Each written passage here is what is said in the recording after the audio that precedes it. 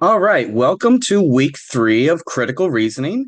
In this particular week, we're going to look at various obstacles to critical thinking. This is chapter two in the Vaughan book, and we'll also pay attention to what John Simmons has to say about, the need to recognize that we are fallible, that we make mistakes, and why this is actually a really crucial point before we even start really getting into the weeds with regard to how to think properly, how to use argumentation, and so forth, which we'll do in the following weeks. But for right now, I just want to spend a little bit of time and go through some of the different obstacles that we might run into, especially in our daily go of things, right? There's quite a few different ways in which our thinking could go wrong. These are the sorts of things that happen to us all the time. And so I want to go through some of the different ways in which Vaughn has kind of categorized these obstacles. Right at the beginning of the chapter, Vaughn points out that there's largely two factors that come into play when we're thinking about how exactly our thinking can go wrong. On the one hand, cognition is fallible, which basically just means that we're not perfect. We're prone to error, right? We make mistakes all the time. And the second factor is the result of various environmental factors, right? There's different things that happen around us. Maybe we get distracted by our phones, or maybe we're trying to pay attention to what somebody says, but we're thinking about something else that happened during our day. And so there's these two main factors. One is just that we are prone to error, we make mistakes, and the second are environmental factors that we need to be aware of.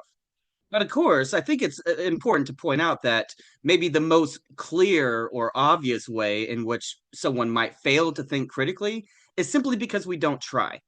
It's easier oftentimes just to accept certain things, or maybe it might be scary, or maybe there might be some sort of a threat. And so we just go with the flow. We try not to wrestle any feathers or to stir the waters too much.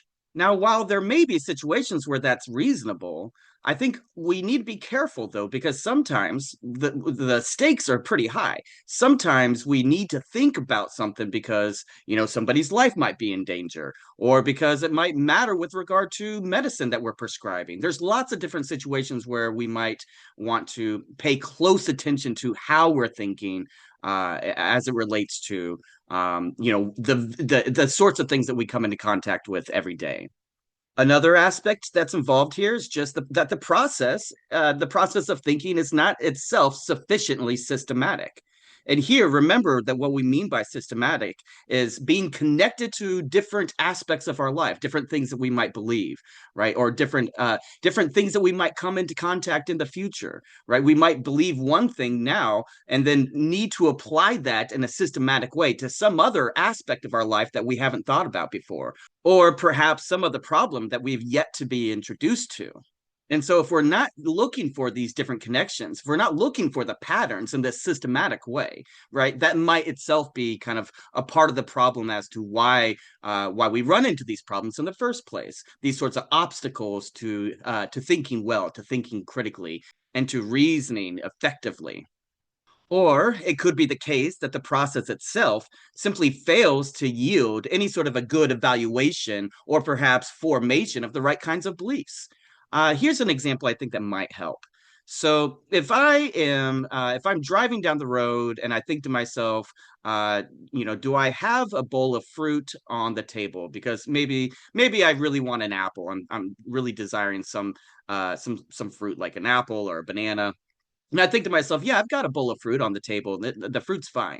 And so I don't plan or I don't need to go to the grocery store on the way home. All right. Well, so I believe that my fruit on the table has not molded or gotten bad or anything like that. Uh, and so when I get home, if I go into the kitchen, I see on top of the table a bowl of fruit that is very molded, that needs to be thrown out, then I should change my belief. Previously, I believed that the fruit was fine, that I've got plenty of good fruit on the table. But now I have evidence to the contrary. If I don't change my belief, if I don't update my belief, then I'm not really being sensitive to the evidence. I'm not really doing what I should do as a good critical thinker to evaluate my beliefs. Or maybe I'm not properly forming a new belief based upon contrary evidence. Now, that's just a simple kind of a toy example, but you might kind of see how that relates to all sorts of different things that we come into contact with in our daily go of things, right? If I'm told that it's going to be really, really cold out, and so I decide, okay, well, I'm going to wear a sweater today, and then later on in the day, it's actually 80 or 90 degrees outside. Well, I should probably change my belief because that's what would be more comfortable. I would want to take my sweater off. I would want to make sure that I have the AC on. But if I don't update my belief in that regard, if I don't change it based upon contrary evidence, then I'm not being a good critical thinker.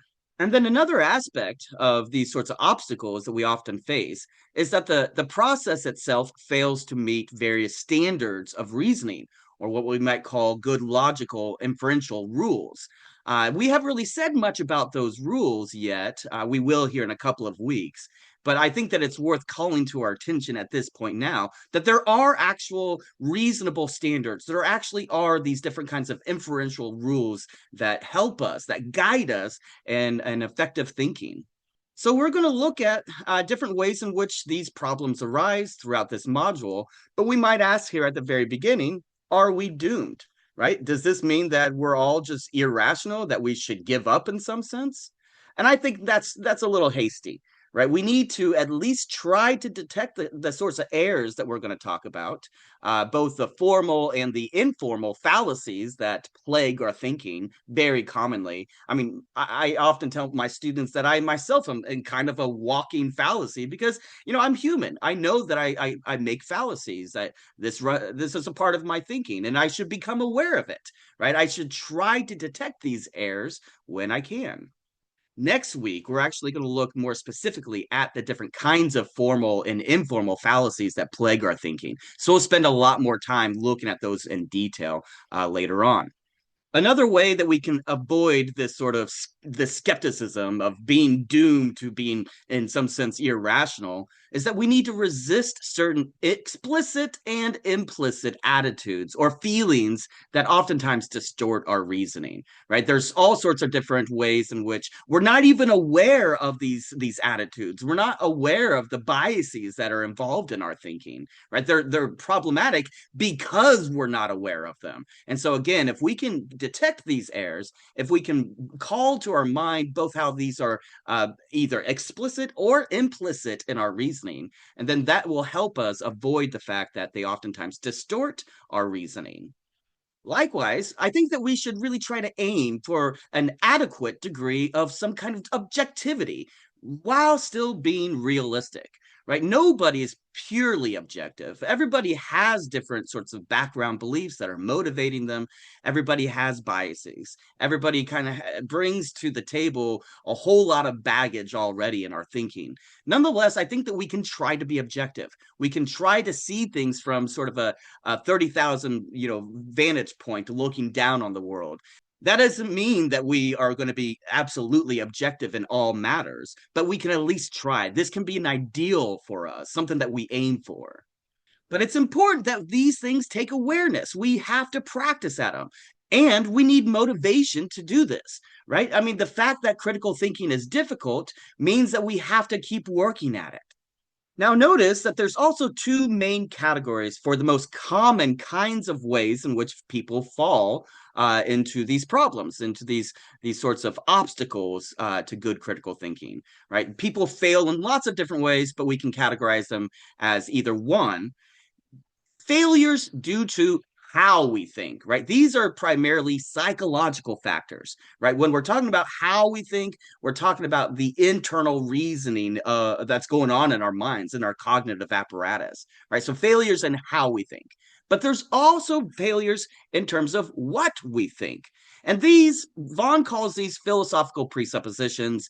I think that language might be a little bit misleading, but the general idea is if you've got a false belief, right, whatever that belief might be, then we need to pay attention to the content of that belief. We need to pay attention to the truth value of whatever statement is being made. And we need to think about to what extent does the evidence either point in favor of the belief, or maybe is there contrary evidence against that belief? right? So on the one hand, there's going to be failures with regard to how we think. These are the psychological factors involved in applying the correct rules of inference, avoiding different fallacies or cognitive biases, right? It's all the different things that we do when we're talking about how we think. And another problem is what we think. Oftentimes, what we think is going to be false, or maybe something is true, but we have no good reason to believe it's true, right? So we have to pay attention to both, the mechanisms that are in place when we are thinking, those are the psychological factors, and the actual content of our beliefs, what it is that we take to be true, what it is that we accept as being the case. And so much of what we actually discuss in critical thinking deals with whether or not one has good evidence, right? So this point about evidence is also important. We need to get clear about what exactly we mean here by evidence. In fact, oftentimes students will ask, well, why does this count as evidence and something else doesn't count as evidence? So let's just put on the table right now our definition, right? This comes from the Vaughan textbook, and I think it's a pretty good definition. It allows for many, many different things to count as evidence. So this is what it says. Here it says P meaning any proposition, so any kind of a truth apt statement. P will count as evidence if and only if P makes some statement or claim more likely to be true, right? So if we've got some sort of a piece of evidence, then that means some claim is more likely to be accepted as true because of that evidence. But notice that we can also use evidence to the contrary, right? That would be evidence that would support not P or the negation of P. In either case, evidence is going to be raising the likelihood that we believe some statement or claim to be true. Notice, however, that evidence is not mind dependent, right? So what we mean here is that we can't say that something is evidence for one person, but not evidence for another person. If it's going to count as evidence, it's got to be available to everyone in some regard, right? It's got to be something that can be evaluated by everyone. Thus, evidence is not determined by things like feelings or your particular subjective experience or your first person point of view or whatever your opinion is. Now, you can use these things in support of something that you believe, but not in support of the truth of what you believe, right? So let's say that you believe the earth is flat, right? So you could use your first person perspective or your own experience or your own opinions to support the fact that you do believe this, but you can't use that first person perspective or opinion to support the truth of that particular belief, right? We need evidence that's available to everyone, not just your own, personal opinion about something. So the fact that you or anyone might strongly believe some claim, P, whatever that is, that itself may count as being true for you, but it won't count as evidence in support of P itself, right? So I want you to think about that. Can you think of any examples where P might be asserted as evidence for some claim? Here I just said XYZ because we can think of lots of different claims based upon one's personal feelings or their subjective experience or whatever their opinion is. Now, what about experts? Would expert opinion actually matter in this case? Is that going to count as evidence? So I want you to think about different examples, and this is something that will likely come up in your quiz assignment for this week.